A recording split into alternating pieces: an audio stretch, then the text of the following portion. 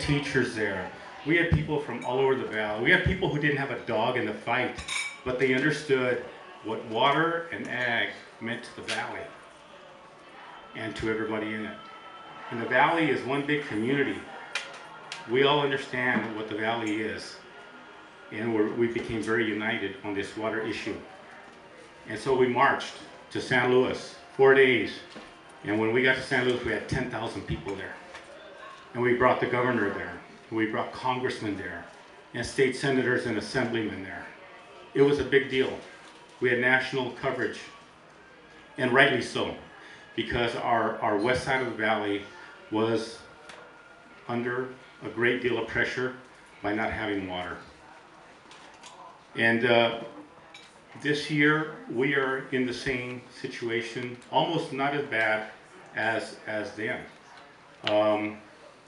This year, when the water year started, I say water year, that's when we start getting precipitation.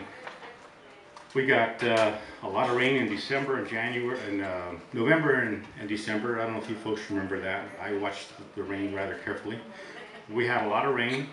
We had a lot of water in the reservoirs. In December, most of our reservoirs had 100% of normal water in them. And precipitation by middle of December, was way above normal. Everybody thought, this is great. You know, we're gonna have a great water year.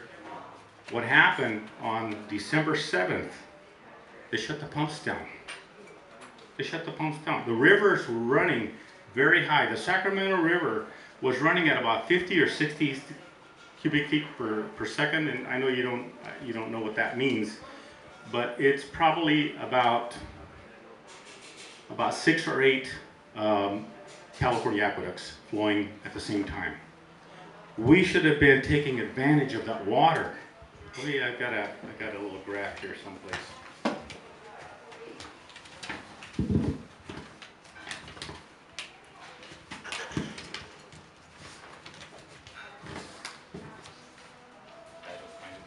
Anyway, we should have been taking advantage of the water, pumping it, bringing it to San Luis for safe storage, and from there distribution everywhere. The pumps were ratcheted down. And so for 60 days, the pumps were slowed down because the delta smelt. They had found about 200 to 230 delta smelt in the screens, enough to fill a bucket of water. They're little fish like that. A bucket full of fish caused us a great deal of damage. We lost over 800,000 acre feet through that slowdown.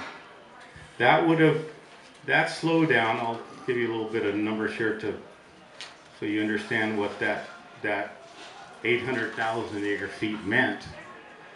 It cost us an estimate, because we're not even sure yet, $873 million in loss of crops from that 800,000 acre feet. We estimate to the state $2.2 billion. By the time a crop leaves the farm, it is leveraged through the economy. Yeah, I sell a box of melons for $6. By the time it gets to you, it's sold to you for probably $18 or $20. I'm not sure what it comes out to. So it was a huge loss. And that amount, we figured that the amount of food that could have been grown by that water would have fed 726,000 people their annual consumption of food. Okay. For a bucket full of fish. Now, you may think that I'm anti-environment. I'm not anti-environment. I mean, on my farm, I protect the wildlife that's in and around our farm. I don't allow people to go there. We have quail living around the fields. We don't let anybody hunt them. We don't let anybody hunt the doves, you know, whatever we have there. I even have a rule on my farm, and I tell my workers, you're not allowed to kill snakes. That may sound crazy, but I do protect them. The Delta is a place that needs to be fixed. It really is. It's in dire trouble, but there's a lot of problems in it that are not caused by the people pumping water out of it. There's invasive species there. You got things like striped bass that are not natives. They're great sporting fish, but they're voracious predators of smelt and salmon. You've got municipal discharges being dumped in there, and that doesn't help the ecosystem. You also have around the delta over 1,000 pumps, small and large, that don't have screens, and they just pump at will. You know, they probably suck up some smelt. And we need to look at all those things, okay? Because it isn't just the pumps. So if we can go back again to 2009, okay, and just to give you a little bit of idea of some of the damage, and I'm a medium-sized farmer in Firebaugh. I don't consider myself a large farmer. I farm about 2,200 acres. Usually about 1,800 is what I grow because we never have enough water for everything. But that year, I had to leave over 900 acres fallow, okay? That was like 40% of my farm that did not get planted. I estimated that loss to me was like $1.4 million, just for me, and I'm not a big farmer. People ask me, how many jobs did you lose?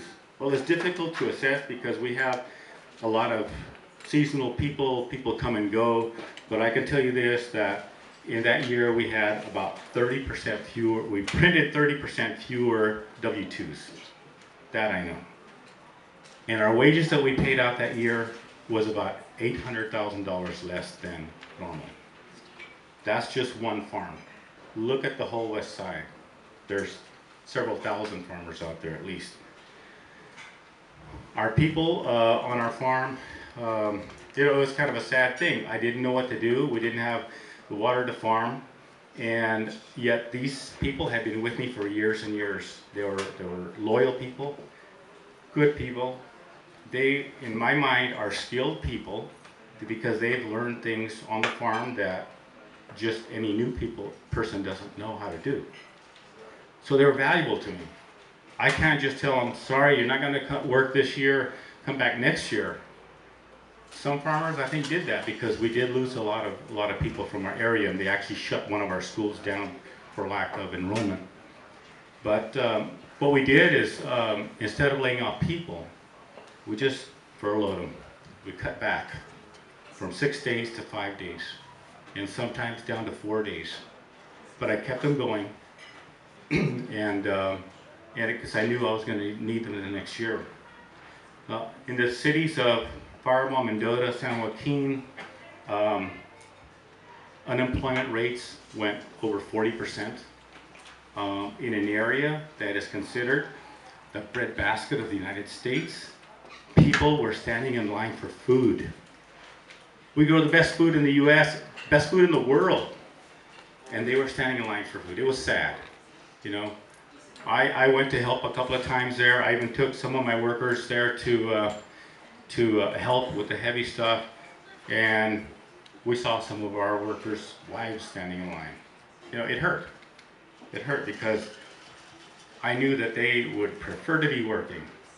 They were grateful for the handouts, but that doesn't pay the rent, that doesn't buy their kids' shoes, it doesn't help pay for those that had kids in college. So it was a terrible event for us in 2009. And this year, we're kind of headed down that road. We're not sure, but if we have another dry year and the biological opinion continues to deprive us of water, who knows what will happen next year. 2 years back to back like this would be a backbreaker. It really would be. So what do we do? What are our solutions? You know, we kick that around a lot, and it's always comes down to several things. We know we got to fix the delta. We gotta make sure that we are responsible people about our water and you know, what happens to the areas that we take water out of. That's important. But we have to look at the future. Our water system is over 40 or 50 years old. Like I said, they're not broken, but they were built at a time when there were probably 12 or 14 million people in California. Today we got like 38 million. Okay, so we need to upgrade that. We need to have more storage and conveyance. We need to be able to deal with the delta, and there's a project now to get water, oh, you've probably heard of it, under the Delta.